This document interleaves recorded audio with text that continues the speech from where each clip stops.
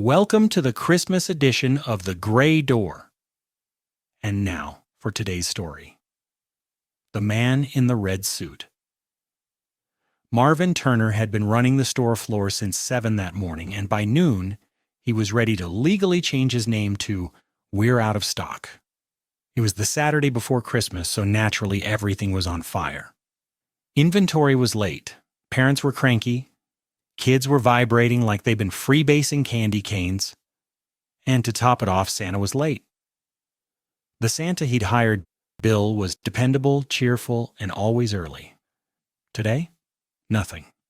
The line of kids waiting for photos stretched halfway down seasonal decor and was threatening to enter sporting goods. Marvin was about to grab one of the teenage stock boys and shove him into the suit when he heard a soft jingle, the kind that carries. The kind that shouldn't have echoed in a fluorescent-lit department store. He turned toward the photo area.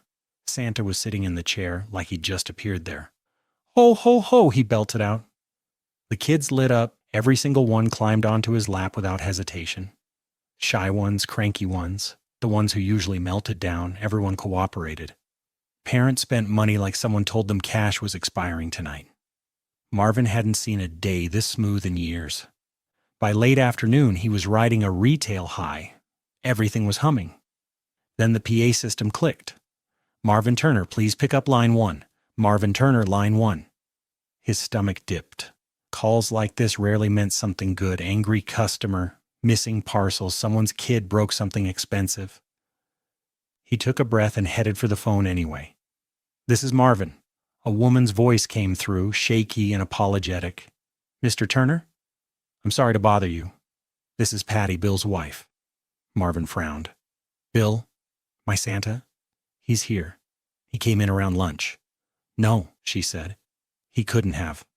Bill, he was in a car accident this morning. He's been in the hospital all day. I just wanted to call and tell you he wouldn't make it in. I'm so sorry." Marvin stared at the phone like it had personally betrayed him. "But he's here," he said, confused. "I'm afraid not," she replied softly. "Bill will be fine, but he hasn't left the hospital." The call ended. Marvin stood frozen, then hung up the phone with a shaky hand. He walked back toward the photo set, heart thudding. The store was slammed. People moved everywhere, but smoother than he had ever seen. No arguments. Instead, people hugged, laughed, and spoke nicely to each other. He had never seen it this, well, joyous. Christmas usually brings out the worst in people. He looked across all of the smiling customers and laughing children. This guy in the red suit was still there. Still smiling and laughing. "Ho, ho, ho," lighting up everyone around him. Still greeting every kid like he'd known them forever. Marvin stepped in close, leaned down, and asked quietly, "Who are you, really?" Santa looked up amused. "Who do you think I am, Marvin? I'm Santa." "I don't know who you think you're fooling." Santa tilted his head. "Marvin, remember what your cardiologist, Dr. Wayne, said. You've got to take it easy." Marvin froze. A cold pulse crawled down his spine. "How the hell do you know about my doctor?" he whispered. Santa smiles and leans into the little girl on his lap. "Run along, Alicia, and be good to your little sister now." She giggles and bounces off of Santa's lap to run back to her waiting mother.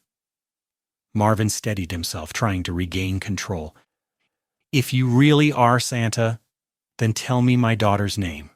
Santa chuckled. "Now, Marvin, you don't have a daughter." Marvin's breath caught.